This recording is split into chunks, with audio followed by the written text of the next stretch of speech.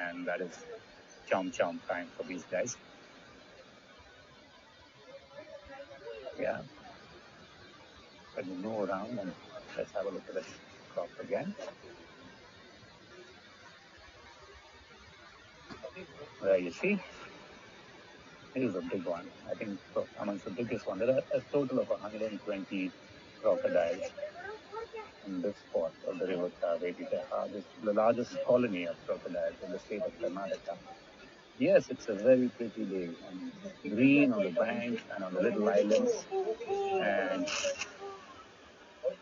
yeah, there's a croc and a couple of painted stoppers in the background on that green.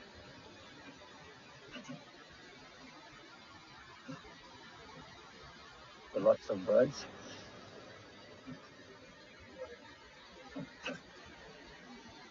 Thank you. Glad it isn't this big.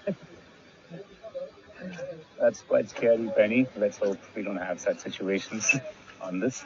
I think over here they're a little more docile. Otherwise, we wouldn't be having these kind of simple paddle boats. So far as I remember, and I'm a native of this area, I haven't heard of any